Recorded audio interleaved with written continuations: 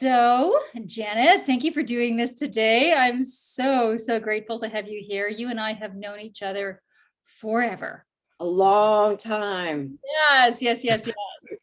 Um, and I really wanted to talk to you today because we've known each other for so long, because you've worked with me as a voiceover coach, and because you are a working voiceover artist now. Amazing. I'm so excited. I love success stories. It's been incredible for me to watch your journey. Incredible for me to see you doing so well right now and doing so much in the industry. So why don't you just, I'm going to let you talk just about, I don't know how we started working together, what you're doing, and you just talk for a minute and I'll jump in with questions. Okay. Okay. Okay. Well, because my husband Reese, he's an actor, Yep. and we were thinking about going into voice acting. That's like I don't even know how many years ago it's been now. And we said, yeah, we could do this. Just reading, right? And then we were looking, and I can't remember how I found you exactly, but either a Google search or something, Mhm. and then you came up, and then I was talking to you, and yeah, I think we had just an informal conversation. Mhm. And then it was just, from there, it was like, oh, well, because there was a course that you were offering. Yep. I think it was a weekend course. Yeah, you're right. And then it was through digital magic sound or digital, yeah, sound Sound magic. magic. Yeah, through the studio. Yeah, which is a full circle because that's where I was recording the audiobook. So it's like come way full circle. Um, and yeah, so we want to find some way to test to see if we can do voiceovers because we thought it was pretty easy. And then I And met you and you said, okay, well, let's do some reading. And I found, some scripts, and I think you gave me scripts or something. And then I was reading it and you said, okay, well, let's work on this. And then I started to realize, wow, this is a lot more than I thought. mm. And that was just the informal conversation on the phone. Oh, wow. Oh my gosh. Yeah. You're talking about the workshop. Yeah, no, we Okay. didn't go to the workshop yet. You were prepping me, and my husband for the workshop. Uh-huh. And then, just to get into the character, to find a script that resonates with you, discover your character, your voice. And then when we actually went to the workshop, it was great, but it was a lot more work than we thought, Wow. you Interesting. know? Yeah. And it just really it really took me out of my mindset about what I thought voiceover was, Mm-hmm. and it's not just reading, it's emoting and knowing how to read and feeling every word that you're saying and knowing the motivations of what you're saying. And I learned so much. Like our brains it was 2 days. After the first day, we were like, our heads were blown. Wow. Oh, that's so incredible. An incredible feedback. And, I think you were in one of the earlier groups I taught, and you're right, it was a weekend workshop. I did modify the content after that because people just said, there's way too much. There's way too much because I was so focused on, okay, we're going to do everything. We're going to get it all in one weekend. And people are going, whoa. Yeah. So that's really interesting. Do you remember? I know this was a long time ago. It was years ago. Yeah. So it had to be probably close to 10 years ago now. Yeah. Yes. Yeah. Yeah. At So least. I know but do you remember, like, what were some of the things that jumped out at you at the time, like this being so much more work? What jumped out was the amount of like that I didn't know my vocal cords. Mm, And that you made us understand that this voice that we have is actually an instrument, yeah. and how you look after it is the same thing as how you would be an instrument. Would you put, an instrument in a cold place if it's not going to work properly, right? It's going to have a different sound. And you really made me realize, like, wow, this is just much more than just a talking voice, like Mm, a voice box. But and you also you educated me with how different the voice sounds in the morning, how it sounds in the afternoon, how it sounds in the evening, if you've had if you had coffee, if you what you ate can Yeah. slur your words, Yeah. you know, and how much sleep that you had the night before. All of that has a lot to do with how you are going to perform, and just like getting out of your own head in terms of I got to get this right, I gotta like, Yeah. and just sitting in the pocket, like sitting into, do you believe this character? Like it was so much of all of that to grab onto. Like I get so many people that keep asking about me about voiceover work. How do you get into it? Oh, my friend does it. Oh, I think I'd be good at it. And I'm like, go see a voiceover coach because you'll find out that you don't know as much as you think you do. Mm. That's really valuable. And, there's a couple of things you said there. Gosh, there's so much you said. One about getting in the pocket and sitting with the character. And you're right. It's just you're creating a character as much as you would if you were on camera. It's just you are working in a different medium, and people have to believe it through your voice. And I've said this before, and you know this, that the microphone picks up thought. It really does. And there's so many people who say, oh, I've been told I have a good voice, so I'll just read for voiceovers, like all the time. I still get people coming to me for coaching who say that. And there's one guy I can think of, I worked with last year, amazing voice, a lot of difficulty reading though. So that was, a bit of a challenge. Mhm. So for you, and I was thinking about this last night, when I was preparing for this, and just, so many people say, oh, overnight success. And I think somebody, if they were just, oh, no, I look at your face. No, absolutely If no. somebody was to look at the last 6 months of your life, they think, oh, wow, she's just doing gangbusters, took off, but it took some Yeah. time. So what are you doing now? Talk to me a little bit about that. In terms Well, of voiceover. it's been ongoing. Like it's funny because I got to a certain point where, I was going to get rid of my agent. I was going to, get out of out of the voiceover business because it just wasn't doing anything for me, you know. And Reese, my hubby, my partner in crime, and he said, keep with it. It will happen. And I was like, it's not happening. This is just not for me. And then all of a sudden, like I started to work on myself and my mind and Oh, okay. start to get rid of cobwebs and just letting it be and let things happen, and don't listen to those negative voices in your head about things because Hmm. those voices will just pass away like clouds anyway. um, Interesting. and then I got virtual tours. I got a job doing virtual tours and reading them, and and I thought, well, what is that going to do? But it kept me in the game. And just by reading, I noticed that my agent, when I was sending the auditions, I was getting better and better and better and better. And I realized it was the consistency, Mm. like I wasn't reading every week. I Oh, wasn't practicing every day, mhm. and with these virtual tours, I got a lot of practice and I got better and better. Mhm. And then eventually, what happened was everything starts coming, in my Wow. direction. And it's funny because it all comes in like in waves. Mhm. So it's fantastic, all the different, I get to play characters, and I get to do an audiobook, and I'm, the narrator, and it's fantastic. It's a lot of work, Mhm. um, because, you have to be different people, Mhm. and knowing how to use your tongue and your mouth and find out what the gymnastics is happening in there, and kind of replicating it. Mhm. But it's been fantastic. Like I learned how to read, like read out loud, Yeah. you you think like if people are reading a children's story and they think, okay, I'm practicing reading out loud. It's not the same thing. No, nowhere near. You know? Mhm. Yeah.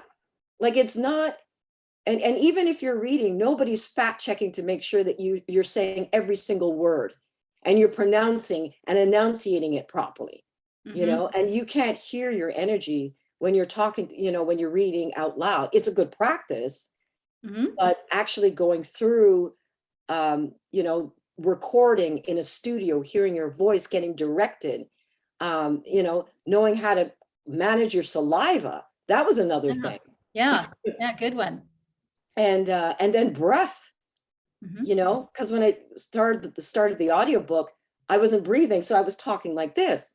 And you can't do that. I mean, singers know that, Mhm. right? They know how to, if you're going to go for a period of time, you have to inhale Right. before you say the sentence, Right. but not like, and then say it, but then manage your breath before it hits the microphone. And, you know, and also not hitting the microphone when you're using your hands, and, you Yes. know, simple things like what you said when we do a coaching session, you say, stand up, Mm. you know, like you can't do this from a sitting position, you Yep. know, and also having a good microphone, and, you know, also there's like a plethora of stuff Mhm. that every time I go through coaching with you, I'm learning more and more and more. And then, you know, having, how do you say this sentence in a variety of different ways? Mm. You know, because if people say, I want you to say it 3 times, I want you to say it differently. And your mind would automatically gravitate to the same way. And you think Interesting. that's an easy thing to say, Uh-huh. but it's not, to say the same line in different ways with different emotions, Mhm.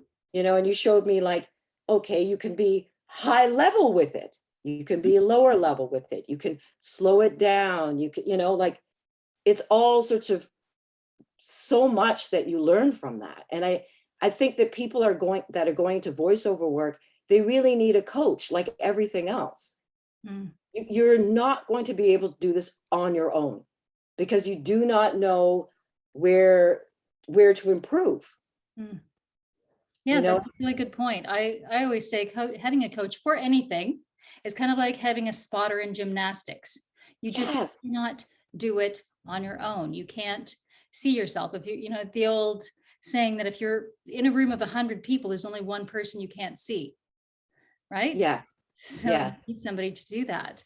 So, and this is really interesting because you and I just started working together again after many years. You contacted me for coaching. So it Yes. sounds like you're doing gangbusters. Why reach out for coaching again? I know you've just said that everybody needs a coach, but specifically, why did you reach out? You personally reach out at this time?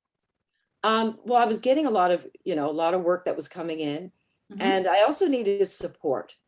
You know, I needed somebody who was in the game, who, you know, has worked on television, you know, worked on screen, off screen. And I need to go back to my roots, you know, of who the person that I started with, you Mm. know. Okay. And you know, the thing is with you, what I love is that your personality is so, like, you've done a lot of on screen, off screen stuff, you Hmm. know, and you're so honest and authentic. I And think, you're not like, well, it's true, and you're not like, you better do this, and, well, let me tell you about my day, you know. It's not about that. Like, yeah. you're so about the client, like you were so present, and you just allow, you know, you allow your clients to be who they are authentically, Oh, you thank know. you. I love that. It's That's what I hope for because you're right. It's not about me. I mean, it's about it's totally about you, um, and finding the things that are unique for you and what's going to work for you right now. Yes. And that's why I was looking for, you know, for a coach. And nothing against male or female or anything like that. There is a difference when it pertains to different genders Of too. course. Yeah. That's another thing too. So because I didn't know that you were doing online coaching, for Mm. one, because, you know, you're in Los Angeles and I'm in Vancouver. I was like, Right. well, that throws that out the window. Oh, Um, okay. but when during COVID you started posting that you were doing online coaching, I was like, oh, this is fantastic. You Yeah. know? So that Yeah. I'm going to say is one of the I had mixed feelings about that, at the beginning of COVID, because I'm so used to working with groups of people in the studio. And I was like, oh, how am I going to make this work when it's not in a studio? And it's still, I find it challenging in groups to do that. Like it's when you don't have the studio situation. but a lot of recording, a lot has gone to home studios. The vast majority of it is at home studios now, as opposed to being in, physical studios, larger studios. You're doing a lot of work right now. Are you doing most of it from home or from studio, from an Uh, external studio? well, I'm doing two things. Some of it is being recorded at home here because I Mhm. have my own home studio Yeah, voiceover booth. yeah, you have to. And yeah, because that's another thing that people think putting a box at their table and you're going to record there. Well, your acoustics and everything is not going to be the greatest, and Yeah. the quality of your voice is not going to be enhanced by that. And then the other thing that I'm doing is I'm actually in studio recording, Cool. and so I have the best of both worlds, and Nice. there's plus and minuses with both. Sure. uh, at home it's the comfort level. Mm-hmm. In studio, you're on time, Mm-hmm. working for time. So and then yeah, direction is different. Oh, of course. And that Yeah. makes a huge difference. And again, I find there's pluses and minuses for that, having direction or not having direction. It's it's nice to have direction, actually, somebody else to, and for me, I love having an audio engineer. I like just to show up and be the artist instead of having to be the artist and the audio engineer, the director, the producer. That's a lot of hats to wear. It is. That's the thing. I do find that when I'm in studio recording, I don't have to worry about that. I Yeah. can just be concerned about my voice, not all the technical stuff, not all the retakes and pickups and all that stuff. Yeah. And I could just, because it's enough work It is. to Yeah. do, because I know some people want to do everything themselves, like audiobooks. And you taught me so much about audiobooks, like the process of Uh-huh. what goes on in the audiobook. Holy cow. Oh, Like, wow. Okay. And this is something we've done just recently. yes, yeah. So what are some of the takeaways for you on what we've gone through on audiobooks, what we've talked about? Well, because I was looking into audiobooks and I thought audiobooks was, you take a book, you figure out the characters, and then you read the book, and you break it down to characters. What I didn't realize was the amount of hours to Mhm. first read the whole thing, second of all, to edit the entire thing, because where I'm editing now with digital magic and sound, did I get that Little right? sound Digital magic. digital sound magic. It's incredible. Like they have a computer Mhm. that matches my voice to make sure that I have all the content, like all the words said.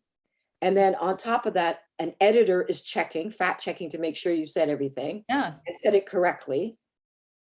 You got the engineer that's there, then it goes to an editor, then it goes to another editor, then it goes to the client for retakes. And then there's the editor retakes, and then there's the polishing. Like it's so much processes that Mhm. I was like, I would never record an audiobook at home because it will not sound good and it will not be polished. I will say I'm going to challenge you on that one a bit because I Yeah. have a couple of friends who do it and Okay. they get big titles and they're very good and very polished. But one thing, and I'm going to just tell everybody who's watching this because I wish more people shared this, one of the dirty little secrets of the audiobook industry. Okay. And people I know who do audiobooks for a living didn't even mention this like for a couple of years, is that voiceover artists record at home, then they send this stuff off to an audio engineer.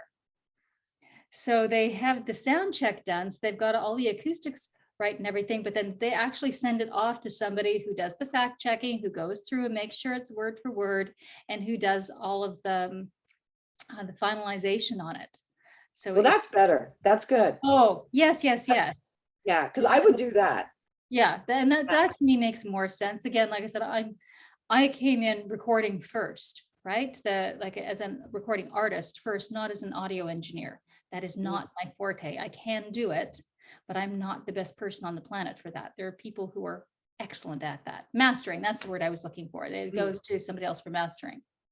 mhm. So what else have we covered in coaching recently? I know we've talked about audiobooks. Oh, you were doing something else so cool. Oh, I was a bee. Yes. Bee. Yeah, and that was great. Oh yeah, and then there was junk bots, where I was a robot. Yeah. Yeah, we looked after that too. And yeah, no, that was good. And then, you coach me in terms of allowing me to feel it in my body, Mm. and this automatopoeia, which if a lot which a lot of people don't know what that is. It's all the grunts and all those sounds and the and I know I was making a sound, and you said I sounded constipated. If you don't, there's something, yeah, you don't, to make the body sounds, you have to move. When we talked about that, otherwise it just comes out, which is like, ooh, not so much. Yeah. So, Exactly. yeah. Hmm. Yeah. And, just learning, the breakdown of automatopoeia, when to use it, how to use it. Mhm. And as you said, being physical with it, like Yeah. actually, again, it's the whole acting thing of people don't think that animation, you just come into studio and what they see a lot is Tom Hanks reading to a screen and the animation's already fully done. And that's what they see, right? But they don't see the other steps. They don't see that you are just recording. You're not looking at anything. You're Yes. coming up with all of this stuff in your mind. Yes. Yes. Big imagination. Yes. Yeah. Very cool. And I mean, we both work out, and working out, I think, is essential in terms of having that energy and keeping that energy I up, agree. you know, I because you're agree. using it. And the other thing, it's really interesting. And you said all the things that people don't see with voiceovers. And the first thing that came to mind was working out. If you work out, if you hit the gym 5 days a week, people see the end result. They don't see the sweat. you know, they Yeah. don't see the hours on the mat or with the weights or whatever else you're doing. Yes. They see the end result and say, ooh, want that. Well, you got to Yeah. put in the hours. Yeah. Exactly. Because it reminded me of Liberace, and I remember he used to tell the story about a young kid saw him play, and the kid said, "I will do anything to play like that." And Mhm. Liberace said, "Really? Would you give up everything?" And the kid said, "Oh, yes." He said, "Would you give up your friends? Would you give up your playtime?" He says, "Because I'm not outside playing with people. I am practicing every day, seven Wow. days a week to get to where I am. Are you willing to do that?" And in the end, the kid said no. Interesting. That is a really interesting story. Mm. Um, Another one I love, this is from Pavarotti, and who also, I mean, anybody at that level Yes. is practicing every single day, right? And somebody said to him, ah, that is real dedication. And he said, dedication has nothing to do with it. It's devotion. Yes. And I love that. It just gave me chills. It still gives me shivers and chills. Yeah, it's devotion. And I'm not going to say I'm at that level because I don't do that. But yes, it does take some work. So, um, let's see, what else have we covered? Just let's talk about a little bit about the business part, Janice. So where are you getting these bookings from? How are you getting the work? Where are you at with the business side of things right now? Well, that's a question people always ask me, right? Mhm. And they think it's just call up somebody and, hey, do you want a voice? No, I go through my agent. Okay. It's key to have agents to go through it, and then you know clients, and you build clients and so on, because you won't know where to go. Got it. And these days people only want to deal with people who have an agent, a lot of the times. I'm going to um say that's probably more specific to, because you're in Vancouver, Canada, right? yes, That's yeah. not necessarily the case here. Okay. So, um, and I think it also depends on the market. I mean, as you know, there's a lot of pay to play sites. Like there's Yes. voices.com, Voices. 1, 2, 3, and there's a slew of them now, right? Yeah, because And that's, I'm sorry, what yeah, did because you say? yeah, I was just going to say voices.com, voices 123. Yes, all those pay to play sites. Yes, I've been connected with. Yeah, and and then there's a whole other conversation that I don't want to get into because that's personal preference, that's business, that's marketing. So But that's interesting. So that all the stuff you're doing is through your agent. Through my agent, through Voices123, voices.com, Got it. all of that. That's how I'm getting that stuff, the work.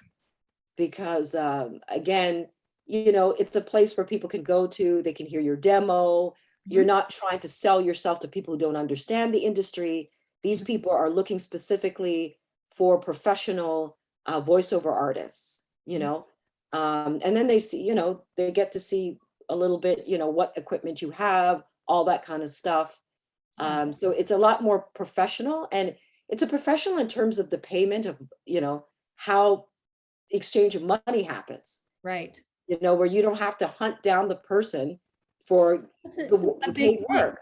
That is a big thing that, going through, and again, there's pros and cons to these services. I'm not endorsing anybody, Yeah, I'm yeah, not knocking yeah, anybody, yeah. but it's a good payment system. And the same thing going through an agent, just having a middleman. And if you're not going to do that, totally cool, but you have to have your payment situation. Yes. You've got to have your payment structures worked out in advance. This came up with another client just a couple of days ago, actually. And she said, "Oh, how do I get paid?" And she'd already started the recording. And I said, "You haven't talked about this yet?" I know. Exactly. It's okay. We got to get on board with this one right now. Yes. And, we're dead stop until, there's some conversation around that. So, Yeah. And yeah. just, coming up with your own contracts too, right? And Yeah. like there's some legalities too of where, the distribution, Mhm. where it's going to be aired, how long it's going to be aired. There's a lot of there's a lot of other stuff that you're not looking at, Mhm. right? That if you don't have an agent or a middle person, as you said, and there's a lot of back and forth going on with the client too, in Sure. terms of, audio files, how do you send the audio files to Yeah. The them? And deliverables. yeah, deliverables, and the changes that happen that go through this time period, because you want to just focus on your voice. You don't have to deal with all the legalities and all the stuff, and the client going back to you 5,000 times about these kind of things. And that's why I really like having an agent, where I don't have to be concerned about all these other things. And virtual tours, the same thing. I get the tours coming through the agency, and it's not me, Okay. calling up, a realtor and say, hey, it's not like that, because that way it's much more on a professional level. I agree with you. Yeah. Yeah. And it's nice to have somebody take care of that. And to me, agents are worth their money. Yes. But they are totally, absolutely 100% worth. Because you think of all the time too that they put in just trying to find you auditions. Yes. And then once it actually gets down to it, negotiating the contracts and dealing with the producers, et cetera. Yeah, and Just just the to, auditions and stuff too. yeah. So just to wrap up, Janice, if we could, I'd say two last things. What advice would you give people, or what else would you say just about us working together in terms of coaching? And then the last piece of advice for people who want to get into voiceovers. One advice I would say for people is to start reading, Mhm. and to start watching, animation, or listening to voices, and seeing what voices resonate with them, and Mhm. what sounds closer to your voice, because that's the advice that you gave me at the beginning, which Mm, was fantastic, because I listened to animation but never thought about, oh, does my voice kind of sound like that? Could I, interesting. Okay.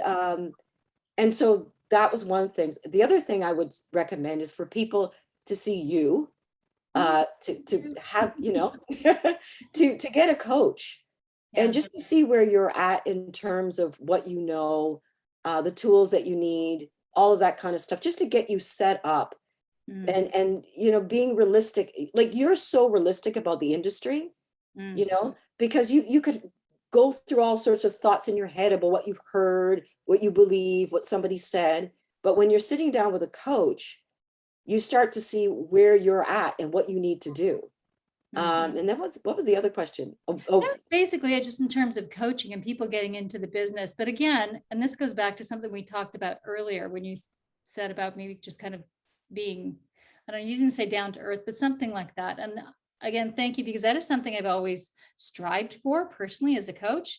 And I've said in, every class or workshop that I've taught, you guys get an open book. Like, this is what I know. This has been my experience. I will tell you, because I can't stand it when coaches, either will tell you one of two things, like either you're never going to make it. How do they know that? Nobody knows that. Or yeah, you can, but you need to, buy my $5,000 program. Yes. Yeah. Maybe not, so so yeah, thank you for saying that, because that is something I strive for. It's just realistic, like, hey, this is what I got, people. This is what I know. See what works for you. So But you do that so well, because when you're going into this business, being a voiceover artist, you want to have that kind of comfort and that support. You don't want to be nervous, like when I used to take piano and I had the piano teacher strike my hands when I was off, right? And then she didn't understand what, because I was so caught up in the energy of her. Well, yeah, you don't want to get hit. How about that? Yeah. And so you don't do that. You just, because you're just in your space and you're so present. Thank you. That it makes it easier for I know for me, it makes it easier for me to figure out what I need to do, instead of like, oh, she's coming in and she's in a bad mood, and you never come in and say, oh my gosh, I was in a car accident. You never go on about that kind of stuff. Oh, interesting. And I think that's a really good point. I'm just going to mention this. Okay. I think it's such an important point for anybody working in the industry or auditioning, is you do not take your day into the room with you. Ever, ever, ever. Because everybody else who showed up has had a day too. Yes. That we all have lives, right? Somebody else sat in traffic or got a flat tire, had a fight with their spouse or whatever it was this morning. Nobody cares. Nobody wants you to show up in a bad mood. Yes. Nobody wants to hear what happened to you before you came in. So, yeah. And good. No, I don't think I've ever tried to come down on anyone or be mean in any way. But to me, it's also, yes, voiceover. You are not performing neurosurgery. If this was a class in neurosurgery, it might be a tad more, particular, but it's not. And you can re-record. It's all digital now. Yeah. I'm not going to say do as many takes as you like, because, in the real world, that's not practical, but you can do a few. No big deal. So, yeah. And what was the last part of it? Yeah, just the last part of advice is just, is just really learn as much as you can about the industry, and don't go with what you think it is, but actually go with what it actually is. And talk to, and come in talking to the coach before, with that in mind, That's good advice. And not be advice, not just what you think it is, but what you hope it is. Because we all hope. Hope start out and it's going to work out like in 30 days. I'll be set for life. Because I thought with voiceover, like, oh, I'll take a year, 2 years, and people outside the business don't understand, right? So they're saying, oh, she's still with that whole voiceover thing. That's never going to make it. She's never going to do anything, right? And they see you doing something else, because I used to teach Zumba. And so they think that that's all your world is, right? You have no outside life. It's like the teacher shows up and the teacher has no life, it's just there for you, right? Good point. But, that's the other thing I want to piggyback on is oftentimes as artists, we do have other jobs. We have multiple jobs, multiple passions even. Like if you taught Zumba, I think you probably liked it, so at one point you like doing Zumba. It's just, and that allows you more freedom. I find if you've got something that is stable and going to pay the bills, then it's easier to pursue something else new that's still rocky. Yeah. And I feel like all of these being eclectic, not, like having all of these interests and serving those interests makes you a much more interesting person. I agree. And I think a much more interesting artist too. You bring so much more to your work. Exactly, exactly, because everything that you do outside of the world of voiceover, you bring when when you show up as a voiceover artist. Yeah. So it's if you know don't exercise, you don't eat properly, you don't this, you don't do that, you don't, it's going to show, Mm, and the energy level again, what you need for voiceover work has got to be, without you shouting, right. you know, it's still, you still have to have that energy. And if you're not getting it outside of that world, you can't recreate it in a So voice well booth. put. So well put. Mm. Well, Janet, thank you so much. This is such an interesting conversation. Always a pleasure to talk to you. It's just, again, like I said, been so amazing to know you as a human being, to watch you on your journey, to see you doing so well now. I love, love, love, love, love that. Well, Um, well, thank you. And thanks to coaches like you. And there's, another coach I use, Brent, Half Yard Studios. He's another one that's fantastic. I mean, you guys, you keep me buoyant. So yeah, I look forward to booking again so I can have another coaching session. awesome. All Like, oh, right. I gotta book again.